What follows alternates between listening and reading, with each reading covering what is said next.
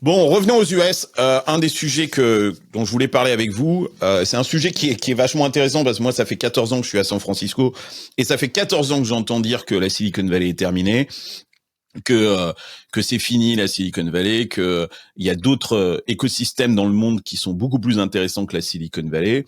Et notamment, il y a eu un phénomène au moment du Covid où on a vu beaucoup de monde se barrer de la Silicon Valley en prétextant que justement la Silicon Valley, il y avait plein de problèmes à San Francisco notamment, et qu'il y avait d'autres villes et qu'il fallait profiter du Covid pour aller explorer de nouveaux écosystèmes. Eh ben, la nouvelle vient de tomber, c'est encore un article du Wall Street Journal qui explique, chiffre à l'appui, que tout le monde est en train de revenir à San Francisco en ce moment, et peut-être que le retour le plus cocasse, certainement, c'est celui de Keith Rabois, qui est cet investisseur iconique de la Silicon Valley, qui bossait d'ailleurs chez Khosla Ventures avant, qui s'était barré de chez Khosla Ventures pour rejoindre le fonds de Peter Thiel Founders Fund, et qui avait été très vocal sur le fait de partir de SF en disant que c'était une ville de woke, que la ville était en train de sombrer dans une culture hyper toxique, des prix étaient devenus trop chers, que la municipalité n'en avait strictement rien à faire, que la tech était un ennemi de la municipalité et qu'il fallait se barrer vers d'autres destinations, et notamment Miami, où il s'était installé et où il avait rejoint le fonds de Peter Thiel Founders Fund. Ben, la news est tombée, Keith Rabois est de retour à SF.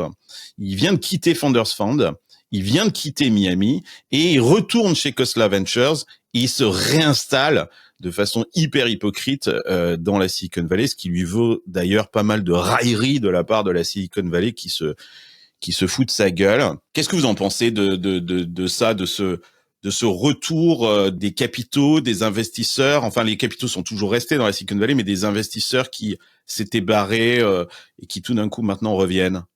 Le fait est que les taxes de l'État de Californie sont extrêmement élevées et qu'on paye plus d'impôts sur les plus-values ou sur le carry si on est basé résident en Californie plus les taxes fédérales aux États-Unis que ce que l'on paie en France, par exemple. Donc, c'était la raison principale pour tout ce mouvement de gens qui sont partis au Texas ou en Floride en se disant je vais payer moins de taxes. Parce que c'est des États, effectivement, le Texas ou l'État de Washington, Seattle ou la Floride sont des États qui sont presque des paradis fiscaux, où il n'y a pas de taxes personnelles, en tout cas individuelles, sur notamment les capital gains. Donc effectivement, tu as raison. Je viens d'entendre l'autre jour sur Pivot, tu vois, un autre podcast de Kara Swisher et Scott Galloway, que Jeff Bezos vient de vendre 1,5 milliard d'actions et il a économisé 7% de taxes en déménageant en Floride. Donc c'est vraiment un problème fiscal dont on parle ici.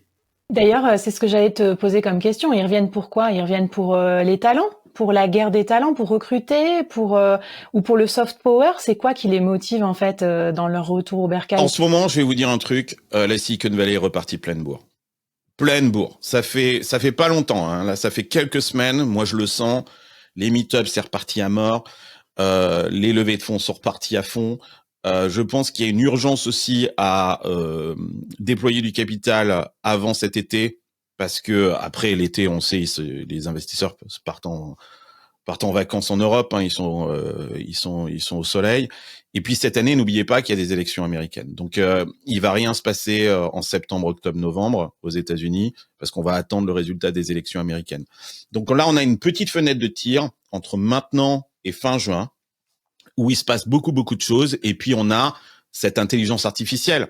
On a dit que la Silicon Valley n'inventait plus rien.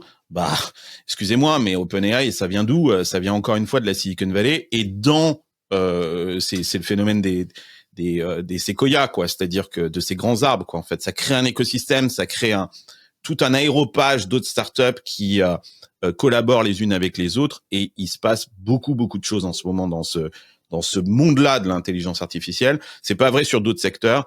Donc, effectivement, il y a énormément de brain power, quoi, en fait, qui se concentre en ce moment dans la Silicon Valley.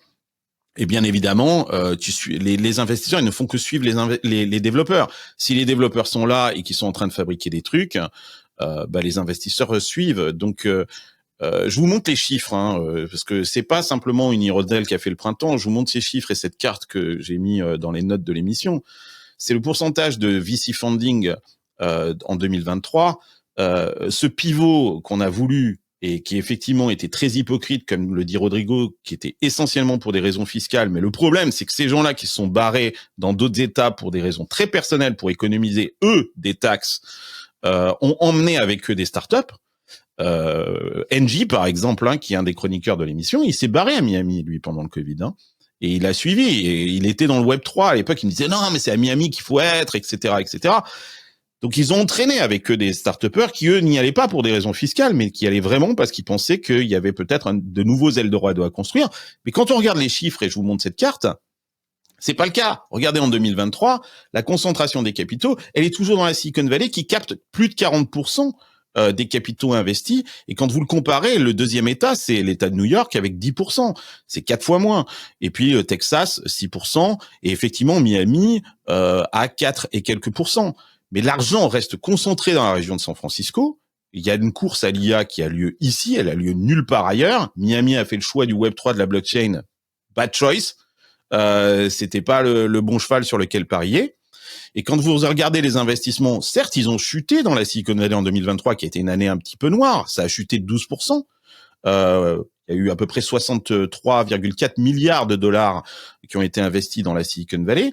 Et quand vous regardez les autres États, Austin, Texas, Los Angeles, qui sont des centres technologiques plus petits, eux, leur investissement a chuté respectivement de 27% pour Austin, 42% pour Los Angeles.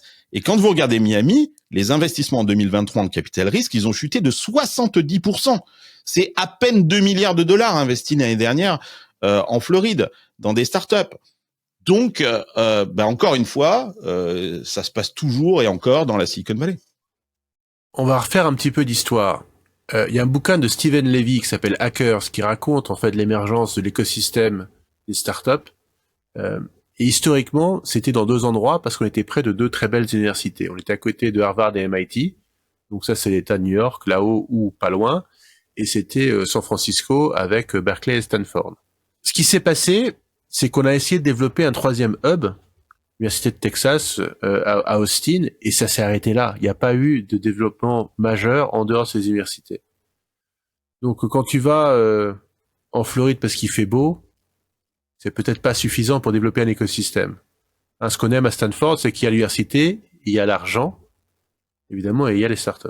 Tu vois, moi quand je vois ces mouvements, je me dis c'est quand même un peu archaïque dans le sens où en gros on est là, work from home, les nouvelles technologies, l'education qui est accessible à tous et à tout le monde, la fractionnalisation des emplois et tout, et du coup éternellement, on revient se centraliser. Tu vois, c'est à péter un câble. Et même à Paris, c'est le même merdier. Les mecs arrivent plus à se loger. Il y a les JO, et tout le monde veut se barrer, mais quand même, tout le monde revient, tu vois. Et donc, tout le monde reste. Et tout le monde reste dans cette espèce de vie, qui est quand même pas ouf. Alors que, moi, je suis à 2 heures de Paris. Je peux faire l'aller-retour en train, etc. Mais les mecs, ils peuvent pas. Ils ont un tel niveau de FOMO ou même, quand on est à des postes de direction, etc., on te demande quand même d'habiter pas trop loin parce que tu comprends, c'est trop irrésistible de faire un codir pendant 8 heures, quoi, comme si on pouvait pas faire autrement aujourd'hui. Moi, ça me sidère quand même un petit peu. Je trouve que ça va pas dans le sens de l'histoire et des nouvelles technologies et de ce qui est plus permissif niveau travail, mais bon, voilà, je le constate, je suis désarmée face à ça.